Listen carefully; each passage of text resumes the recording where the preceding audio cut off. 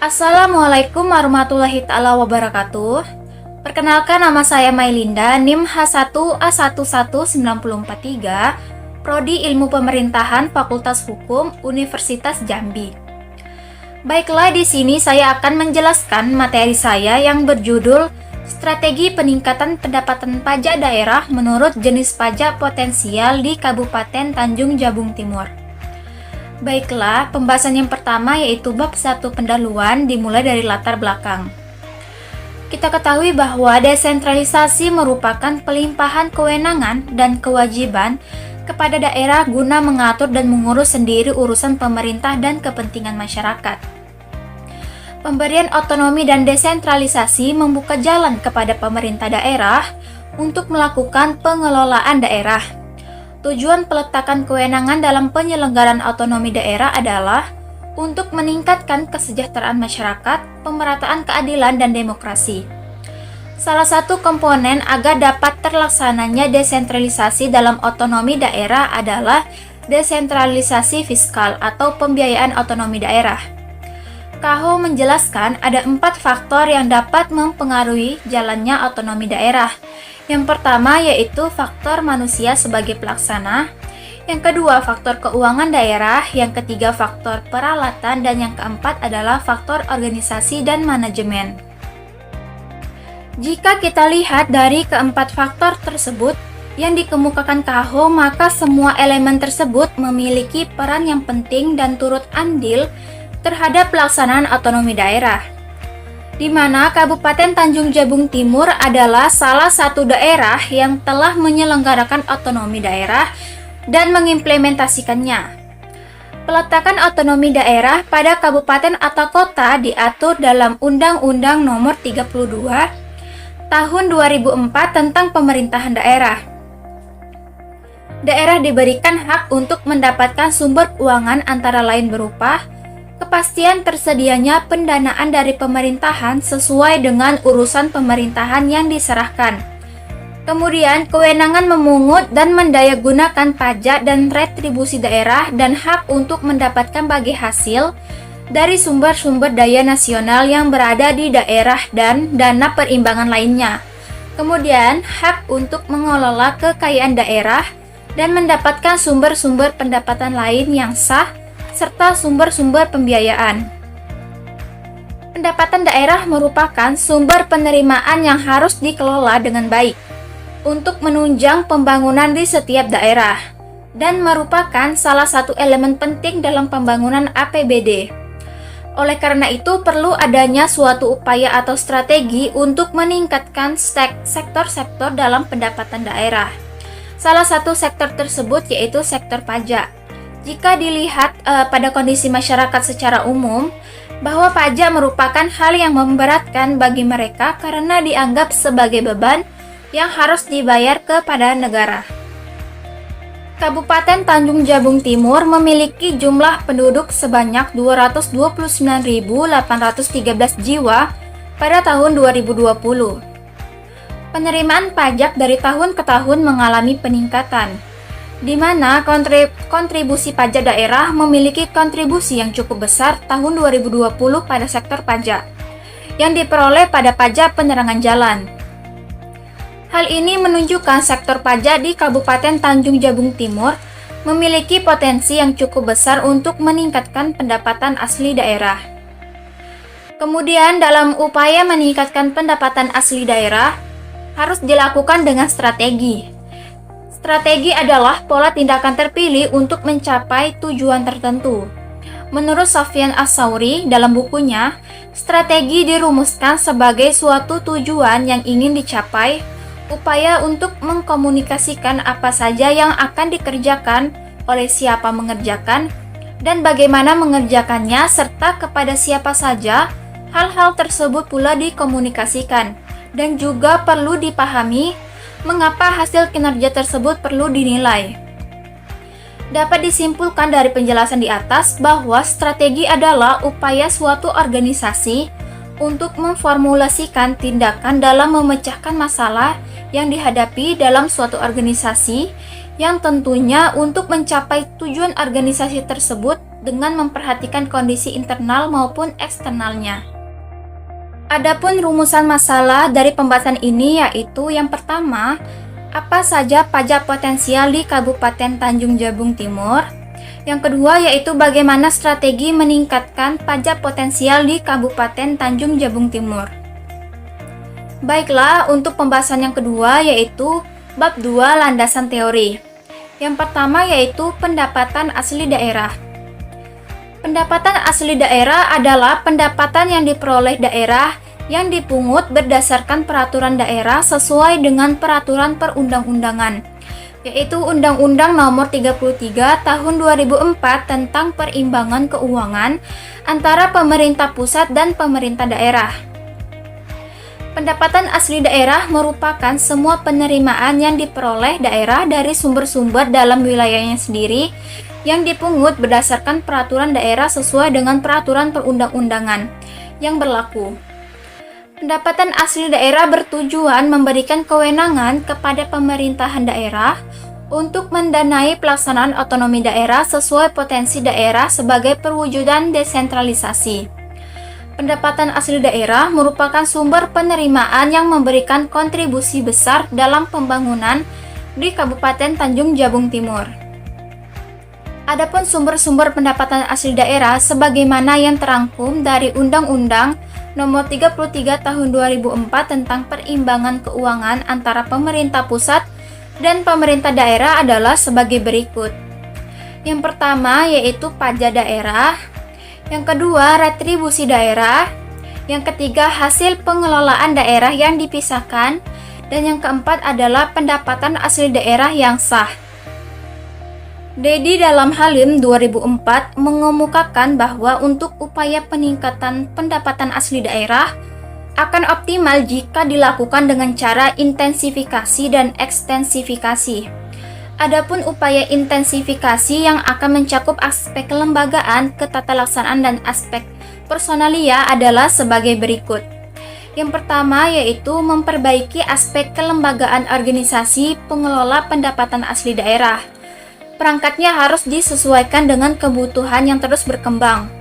Kemudian yang kedua yaitu memperbaiki aspek ketatalaksanaan, baik administrasi maupun operasional yang meliputi penyempurnaan administrasi pungutan, penyesuaian tarif, dan penyesuaian sistem pelaksanaan pungutan.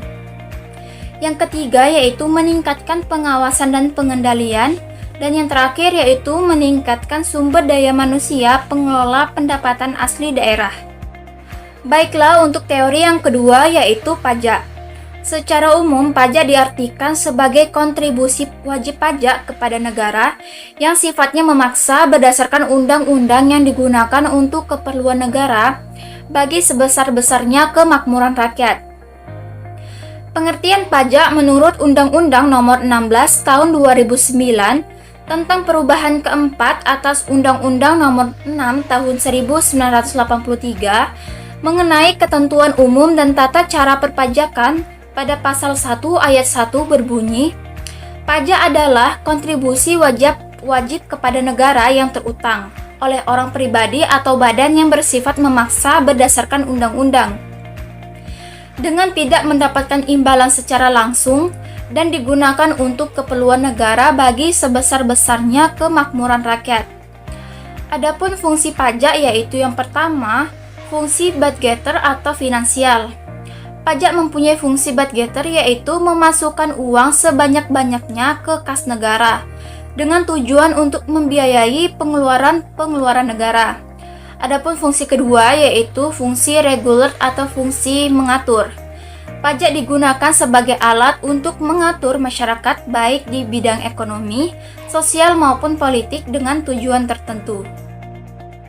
Menurut Mardiasmo 2011, sistem pemungutan pajak dapat digolongkan menjadi 3 macam, yaitu yang pertama, Official Assessment System adalah suatu sistem pemungutan yang memberikan kewenangan kepada pemerintah untuk menentukan besarnya pajak yang terutang oleh wajib pajak.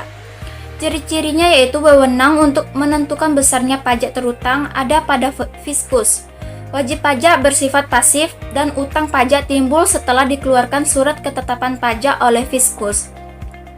Yang kedua yaitu self-assessment system, adalah suatu sistem pemungutan pajak yang memberi wewenang kepada wajib pajak untuk menentukan sendiri besarnya pajak yang terutang. Ciri-cirinya yaitu wewenang untuk menentukan besarnya pajak terutang ada pada wajib pajak sendiri. Wajib pajak aktif mulai dari menghitung, menyetor, dan melaporkan sendiri pajak yang terutang, dan fiskus tidak ikut campur dan hanya mengawasi. Yang ketiga yaitu withholding system, adalah suatu sistem pemungutan pajak yang memberi wewenang kepada pihak ketiga, bukan fiskus dan bukan wajib pajak yang bersangkutan, untuk menentukan besarnya pajak yang terutang oleh wajib pajak.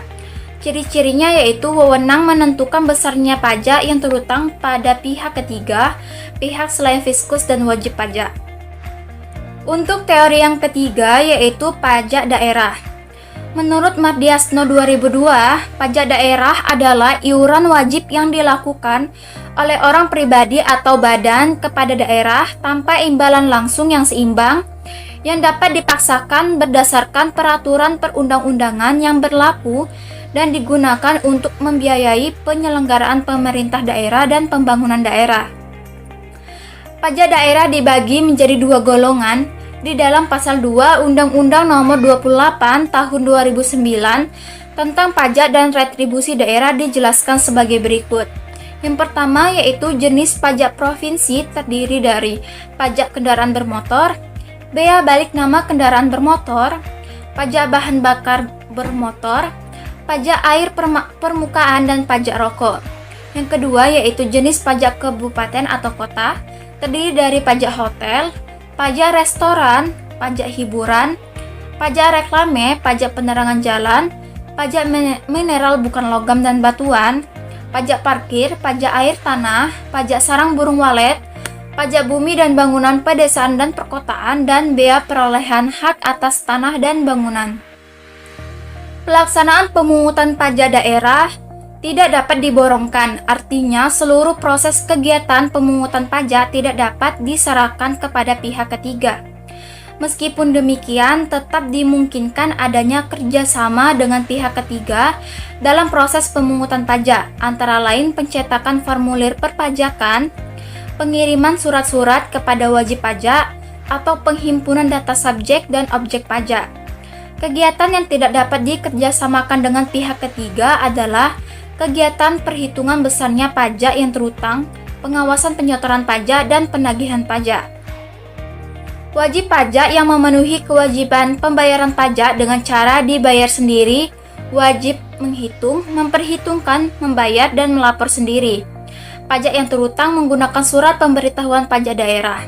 Berdasarkan ketentuan ini, wajib pajak melaporkan kepada kepala daerah tentang perhitungan dan pembayaran pajak dalam jangka waktu tertentu yang ditetapkan dalam peraturan daerah tentang daerah yang dimaksud. Kemudian untuk teori yang keempat yaitu strategi. Strategi adalah keseluruhan langkah-langkah atau kebijaksanaan-kebijaksanaan dengan perhitungan yang pasti guna mencapai suatu tujuan untuk mengatasi suatu permasalahan.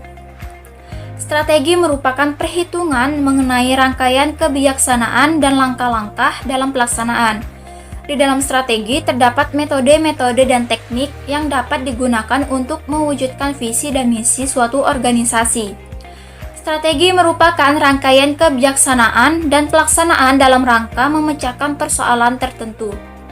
Manajemen strategi adalah rangkaian atau proses kegiatan pengambilan keputusan yang bersifat mendasar dan menyeluruh, disertai penetapan cara melaksanakannya yang dibuat oleh manajemen puncak dan diimplementasikan oleh seluruh jajaran di dalam suatu organisasi untuk mencapai tujuannya. Manajemen strategi merupakan usaha manajerial menumbuh kembangkan kekuatan organisasi untuk mengeksploitasi peluang yang muncul guna mencapai tujuannya yang telah ditetapkan sesuai dengan misi yang telah ditentukan. Menurut Siagian 2002, pelaksanaan tujuan organisasi perlu dibuat strategi-strategi yang sesuai dengan tujuan organisasi. Maka dalam strategi memiliki syarat-syarat dan manfaat sehingga dapat diterapkan oleh suatu organisasi dalam mencapai tujuan yang diharapkan. Syarat penyusunan strategi yaitu yang pertama, strategi yang harus mampu di suatu pihak memperoleh manfaat dari berbagai peluang yang diperkirakan akan timbul dan pihak lain memperkecil dampak berbagai faktor yang sifatnya negatif atau bahkan berupa ancaman bagi organisasi. Yang kedua yaitu strategi harus memperhitungkan secara realistik kemampuan suatu organisasi dalam menyediakan berbagai sumber daya, sarana, prasarana, dan dana yang dipergunakan untuk mengoperasikan strategi tersebut. Dan yang terakhir yaitu strategi yang telah ditentukan dioperasionalkan secara teliti. Tolak ukur tepat tidaknya suatu organisasi atau strategi bukan terlihat pada proses perumusannya saja, akan tetapi juga mencakup dan pada operasional atau pelaksanaannya. Baiklah, untuk teori yang terakhir yaitu analisis SWOT. Menurut Griffin 2004, analisis SWOT adalah evaluasi atas kekuatan strength dan kelemahan weakness yaitu internal suatu organisasi yang dilakukan secara berhati-hati dan juga evaluasi atas peluang, opportunity, dan ancaman threats dari lingkungan. Bisa dijelaskan secara singkat bahwa strength kekuatan mengacu pada peraturan pemerintah yang menjadi dasar hukum Perbub nomor 27 tahun 2016 tentang sistem dan prosedur pemungutan pajak penerangan jalan, dengan sistem penarikan pajak jelas dan tersedianya anggaran. Maksud dari strategi analisis SWOT yaitu weakness atau kelemahan mengacu pada pelayanan perpajakan yang belum sepenuhnya maksimal, karena fasilitas yang belum memadai dan terbatasnya jumlah tenaga ahli. Selanjutnya, opportunity atau peluang yaitu adanya kejelasan hukum seperti terbukanya peluang kerjasama dengan sektor lain. Terkait threats atau ancaman yaitu contohnya seperti budaya masyarakat yang terkadang suka menolak membayar pajak. Faktor lain yaitu rendahnya kesadaran dan kepatuhan masyarakat dalam membayar pajak, serta adanya oknum-oknum yang memanfaatkan kesempatan.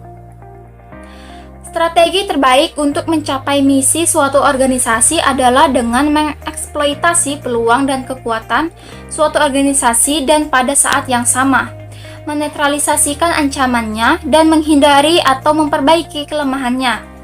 Analisis SWOT dapat dilakukan dengan mengacu pada matriks analisis lingkungan yang ada. Dengan membuat daftar kekuatan, kelemahan, peluang, dan ancaman saja tentu tidak cukup. Daftar tersebut harus dibahas, dianalisis, dibandingkan, dan dipertentangkan secara cermat. Dengan kata lain, analisis SWOT ini harus dikerjakan untuk mendapatkan strategi yang tepat. Kemudian yang terakhir adalah bab 3 pembahasan. Yang pertama yaitu pajak potensial Kabupaten Tanjung Jabung Timur.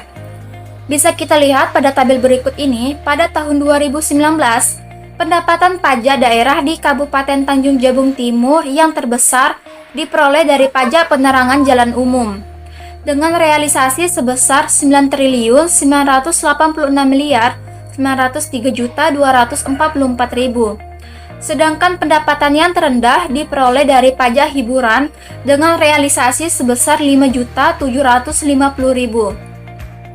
Kemudian pada tahun 2020, pendapatan pajak yang terbesar masih sama dengan tahun 2019, namun sedikit ada peningkatan yang diperoleh pajak penerangan jalan dengan realisasi sebesar 10.111.969.363.000 rupiah.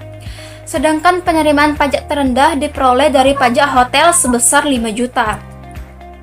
Dari data yang telah dipaparkan di atas bahwa penerimaan pajak yang paling berpotensial di Kabupaten Tanjung Jabung Timur adalah pajak penerangan jalan umum, yang dimana pajak penerangan jalan umum ini adalah pajak yang dikenakan pada semua orang pribadi atau badan dengan tujuan untuk membayar upah listrik. Dan seperti yang kita ketahui, listrik sangat bermanfaat bagi aktivitas masyarakat dan merupakan hal yang melekat bagi masyarakat saat ini. Dilihat dari data di atas bahwa pada daerah Kabupaten Tanjung Jabung Timur, penerimaan pajak pada tahun 2020 mengalami sedikit peningkatan daripada tahun 2019. Yang kedua yaitu strategi peningkatan sumber pendapatan pajak potensial di Kabupaten Tanjung Jabung Timur dengan teori analisis SWOT. Beberapa hal yang dapat disimpulkan mengenai strategi peningkatan penerimaan pajak daerah Kabupaten Tanjung Jabung Timur, maka strategi yang digunakan yaitu berbasis SWOT. Yang pertama yaitu strength kekuatan pada pajak di Kabupaten Tanjung Jabung Timur, yaitu mengacu pada peraturan pemerintah yang menjadi dasar hukum pembangunan infrastruktur yang terus gencar dilaksanakan oleh pemerintahan.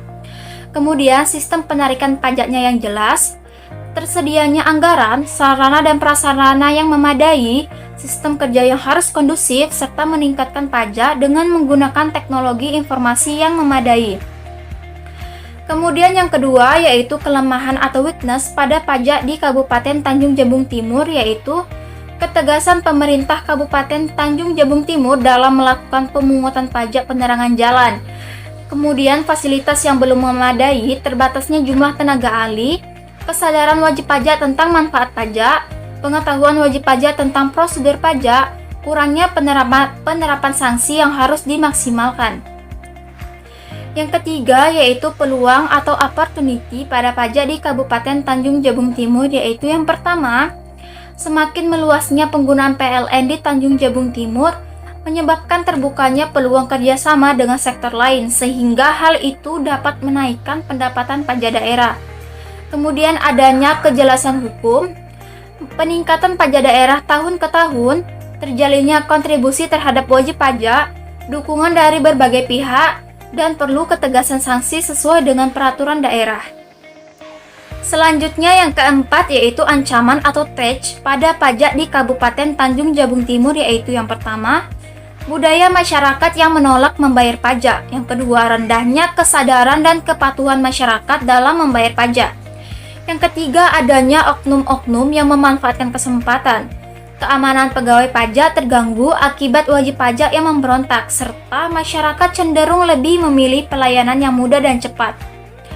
Berdasarkan hasil analisis SWOT di atas, maka diperoleh strategi pencapaian target pajak untuk masa yang akan datang pada Kabupaten Tanjung Jabung Timur. Melalui analisis SWOT memberikan pedoman kepada pemerintah Kabupaten Tanjung Jabung Timur untuk meningkatkan penerimaan dari pajak daerah. Pemerintah daerah terlebih dahulu harus memanfaatkan strategi kekuatan atau strength, yaitu dengan meningkatkan kualitas sumber daya aparaturnya, kemudian memperbaharui data potensi pajak daerah, meningkatkan kesadaran wajib pajak melalui penyuluhan atau sosialisasi, kemudian peningkatan sarana dan prasarana pendukung kegiatan untuk meningkatkan penerimaan pajak, serta meningkatkan anggaran operasional dan upah pungut sebagai faktor terpenting dalam upaya peningkatan pajak daerah Kabupaten Tanjung Jabung Timur. Dari keempat strategi di atas tentunya tidak mungkin dilaksanakan sekaligus dalam waktu yang bersamaan, akan tetapi sebaiknya pemerintah daerah lebih memprioritaskan pada hal-hal yang dianggap paling penting dan ampuh dalam meningkatkan penerimaan pajak daerah dengan memanfaatkan potensi daerah. Dapat disimpulkan bahwa pajak yang paling berpotensial di daerah Kabupaten Tanjung Jabung Timur adalah pajak penerangan jalan umum. Dilihat dari data yang ada bahwa pada daerah Kabupaten Tanjung Jabung Timur, penerimaan pajak pada tahun 2020 mengalami sedikit peningkatan daripada tahun 2019.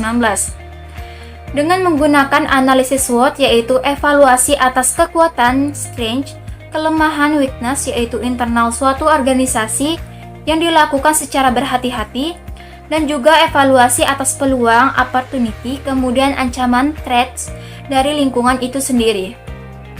Diharapkan analisis SWOT ini mampu dalam meningkatkan seluruh pajak di Kabupaten Tanjung Jabung Timur. Baiklah, itulah tadi pembahasan materi dari saya. Kurang lebihnya saya mohon maaf dan saya akhiri. Wassalamualaikum warahmatullahi wabarakatuh.